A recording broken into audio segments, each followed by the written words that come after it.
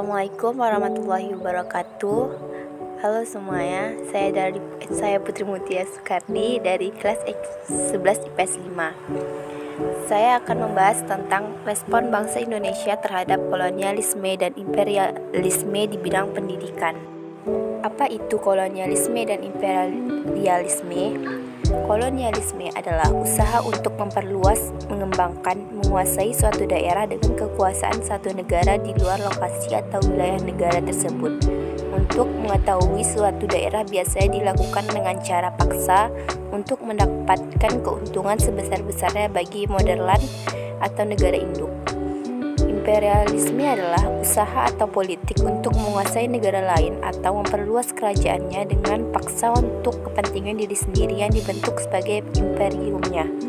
Maksud menguasai di sini yaitu tidak perlu merebut menggunakan kekuatan senjata, tetapi bisa jalankan menggunakan kekuatan agama, ideologi, ekonomi, kultur asal saja dengan paksaan. Pada tahun 1892, pemerintah kolonial menerapkan peraturan pembagian sekolah dasar menjadi dua kelompok, yaitu yang pertama, kelompok sekolah angka 1 atau Earthday School. Sekolah ini hanya untuk orang-orang pribumi golongan priayi terdapat ibu kota keresidenan. Sekolah ini mendidik selama 5 tahun yang menggunakan bahasa daerah dengan pelajaran seperti membaca, menulis, menghitung, ilmu bumi, menggambar, ilmu alam, dan sejarah. Yang kedua, kelompok sekolah angka 2 atau Tweedy School. Pendidikan sekolah ini selama 3 tahun dan diperuntukkan bagaimana masyarakat umum pedesaan. Material yang diajarkan meliputi membaca, menulis, dan menghitung. Bahasa pengantar yaitu bahasa daerah dan Melayu. Pada tahun 1901, pemerintah Hindia Belanda menerapkan kebijakan politik etis. Pada tahun 1902, berdirinya Sekolah Kedokteran Stovia atau School Top Opleiding van Inlandse Artsen. Sekolah ini lanjutan dari Sekolah Dokter Jawa yang ada sejak 1871. Tujuan didirikannya untuk menghasilkan lulusan tenaga medis yang diperlukan sebagai daerah. Pada tahun 1941, Sekolah Angka 1 diubah menjadi HIS, yaitu Hollands Inlandse School. Sekolah ini untuk para anak priayi. Bagi mereka yang cerdas dalam menjalankan pendidikan ke Witgebreid Lager Onderwijs atau MULO untuk menampung lulusan dari HIS. 1. Berdirinya sekolah yang menampung dari lulusan sekolah desa atau sekolah tingkat 2 yang diberi nama Vervologhi School. Lama pendidikan 5 tahun, kurikulum sama dengan sekolah HIS. Yang kedua, berdirinya sekolah lanjutan AMS atau Algemeen Middelbare School untuk lanjutan lulusan dari MULO. Yang ketiga, terdapat sekolah pamung praja Opleiding School for Inlandse Ambtenaren atau OSVIA di Magelang. 1. Pendidikan Taman Siswa. Taman Siswa didirikan pada tanggal 3 Juli 1922 oleh KI Hajar Dewantara. Pendidikan Taman Siswa dilaksanakan berdasar pada sistem Among, yaitu suatu sistem pendidikannya yang berjiwa kekeluargaan dan bersindikan kodrat alam dan kemerdekaan.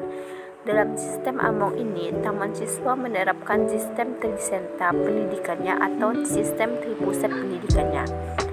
Dasar-dasar pendidikannya Taman Siswa disebut dengan Pancadharma yang meliputi kodrat alam, kemerdekaan, kebudayaan, kebangsaan, dan kemanusiaan.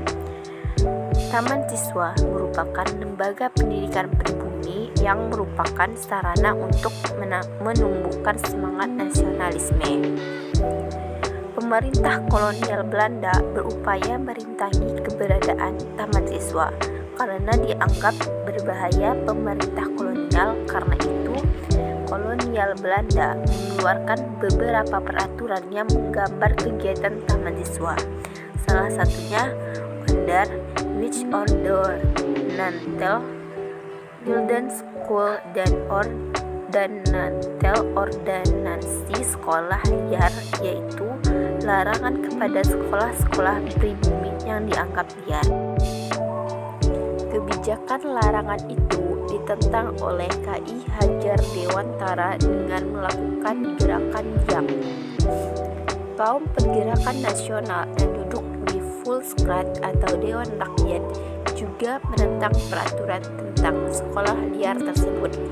Karena aksi taman siswa mendapat dukungan rakyat, maka peraturan Wilden Scholen Ordonansi pun akhirnya dihapuskan pada tahun 1933.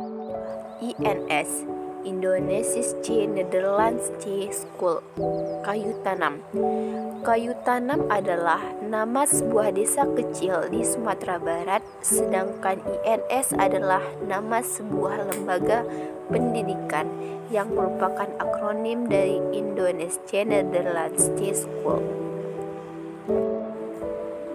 Tokoh dan asas. Tokoh lembaga pendidikan dipimpin oleh Ayah Muhammad Syafi'i pada tanggal 31 Oktober 1926. Lembaga pendidikan ini diserahkan kepada Muhammad Syafi'i untuk dikelola dan kemudian dikenal dengan nama Ruang Pendidikan Indonesische Nederlandsche School atau RPINS Kayu Tanam. NS Kayu Tanam mempunyai asas-asas sebagai berikut. A. Berpikir logis dan rasional. B. Keaktifan atau kegiatan. C. Pendidikan masyarakat. D. Memperhatikan pembawaan anak. E. Menentang intelektualisme. Pola pendidikan yang dianut dan diterapkan dalam INS Kayu Tanam adalah pendidikan berbasis atau talenta. Pendidikan berbasis bakat ini tercermin pada perkataan Muhammad Syafi'i, yaitu janganlah minta buah mangga kepada pohon rambutan, tetapi jadikanlah setiap pohon menghasilkan buah yang manis. Artinya, setiap siswa memiliki bakat yang berbeda-beda, sehingga tugas pendidikan adalah bagaimana menumbuh kembangkan bakat-bakat tersebut sehingga menghasilkan keahlian dan karma nyata. Kayu Tanam adalah mata pelajaran yang berkaitan dengan ekspresi seperti menggambar, musik, tarian, pekerjaan tangan. Pada Desember 1948, pada saat Belanda menyerang Kayu Tanam, seluruh gedung RPINS Kayu Tanam dibangunkan, termasuk ruang pendidikan, pengajaran, kebudayaan di Padang Panjang. RPINS Kayu Tanam bangkit lagi pada tahun Mei 1950 dengan 30 orang murid.